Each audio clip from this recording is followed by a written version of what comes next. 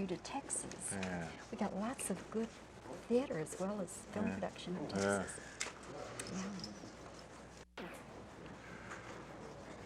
Well, Sean, under the most delightful circumstances, we are meeting here in Flagstaff, Arizona to talk about Meteor, and I must tell you, I like very much what you do with that character. Oh, yeah? Yes, Oh, good. yes. I wonder if you had anybody at all in mind when you were working up your characterization. Not anybody that I know specifically in that field, because it turns out I don't. What I used was a chap that I knew in Scotland that worked in just outside Edinburgh. There's an American company, the Honeywell, and this chap, a fly in your face. And he's not dissimilar to that. He's rather short fuse and kind of disguises a lot of things, you know. And you have to sort of dig around to find out what he's really about. And so I thought that would be and also to keep him as uncomplicated as possible, because most of the stuff in the console in that room is all so highly technical. It's, you know, certainly way beyond anything I would ever be able to comprehend. The important thing was that you would feel he knew what he was doing, and that's really what one is intent on getting, you know. Sean, do you think that a 5-mile wide meteor falling out of the sky is something that we all ought to worry about a little bit? Well, I never knew the fear of it ever existed until I read the original idea of the script, and it was only when one found out that it had been taken up by the Institute of Technology at Massachusetts, and that they found it sufficiently considerable or frightening to want to go ahead and do some investigations about it. And then the combinations of that and bring in the Russian and the American element made for a very interesting type of movie. I'd never done a movie of that genre, you know, the disaster movie before. Although, mind you, most of the end of these Bond films, now that's what they usually were. They were like disasters, gasworks going up and buildings collapsing and rockets and what. And once we'd introduced the elements of Natalie coming in as a Russian, speaking Russian and Brian Keith and everything, I thought it it's a different sort of disaster movie. I haven't seen this cut now because I just arrived yesterday, and I had to go out to the dinner thing last night. It was either see the film, miss the dinner, or miss the film. So I chose the latter. It wouldn't have been, you know, too skillful to arrive and fall asleep watching the film. But it seems to have turned out very well. You, in the James Bond films, of course, had many scenes that must have been unpleasant for an actor to do, and I'm sure had a certain element of danger. Would you say that some of the scenes in Meteor were even more frightening, or where the actor was perhaps in more jeopardy? Well, the worst aspect of the Meteor was the mud, only because I don't like the idea of going under, and there were so many of us involved in so many scenes. You know, there was 20, 30 of us going through the underground, and the mud was like 4 or 5 feet deep. And if you slipped, I mean,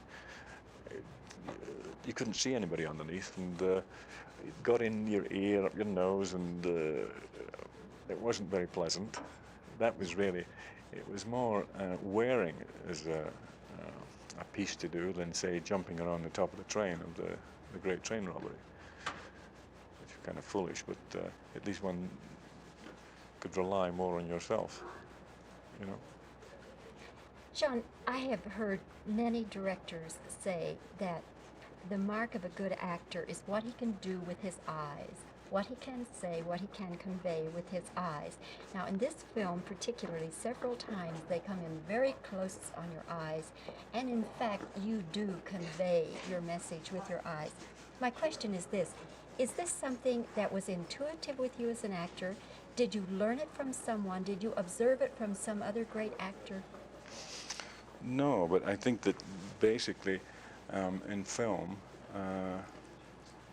so many times on this, in the stage, for example, one has to express it through an action because the distance between you and the audience.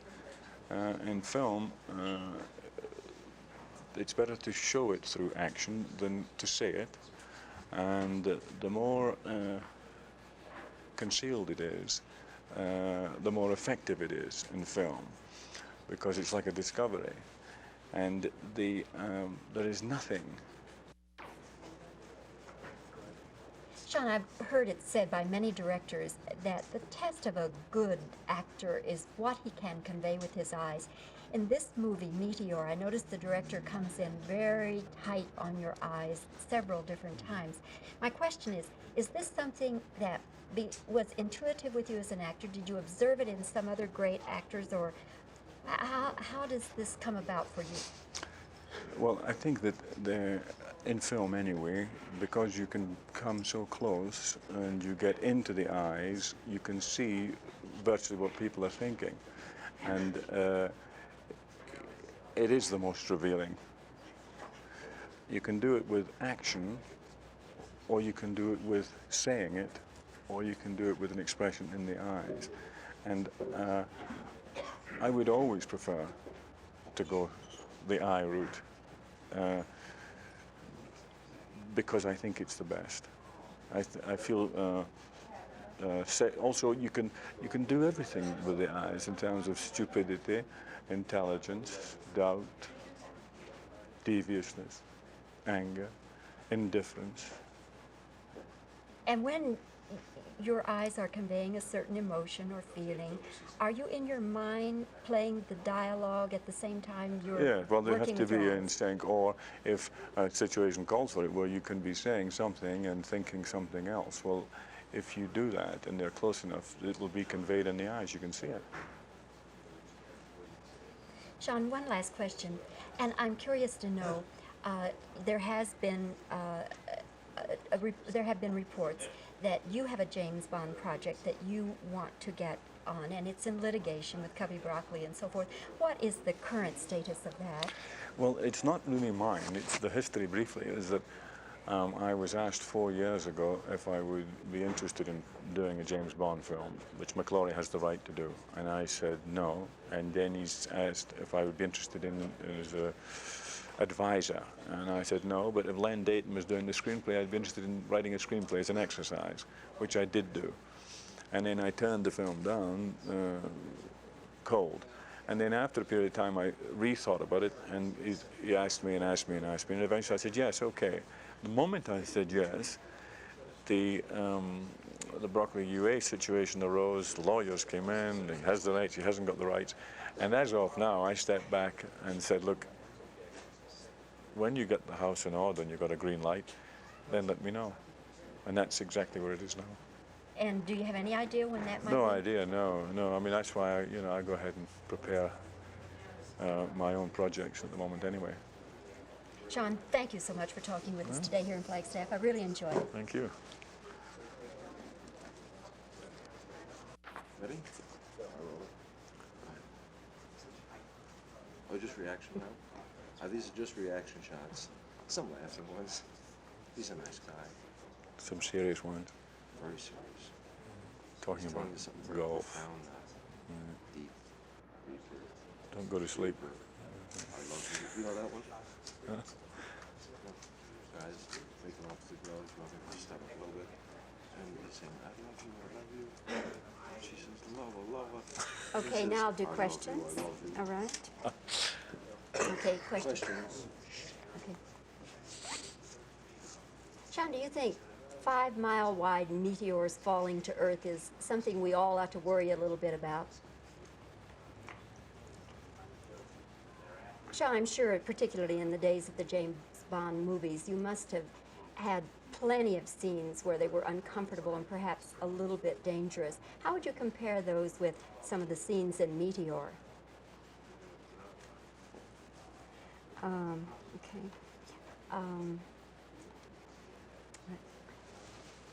Sean, I've heard it said by directors that the true test of an actor, how good he or she is what they can convey with their eyes. Now, in this movie, Meteor, the director comes in very close on your eyes several times. My question is this something that was intuitive with you as an actor? Did you learn it from some other actor? How did it come about for you? I had something in my eye. Okay. All right, one last question. Sean, what is the current status of your doing another James Bond picture? That's worth $1 million, that question. The Okay, answer. that's it. Thank you. Perfect. I will. And I loved Great Training Opportunity. Oh, yeah? Oh, yes, I love Yeah. that. It's a good audience picture. Thank you again. Do you think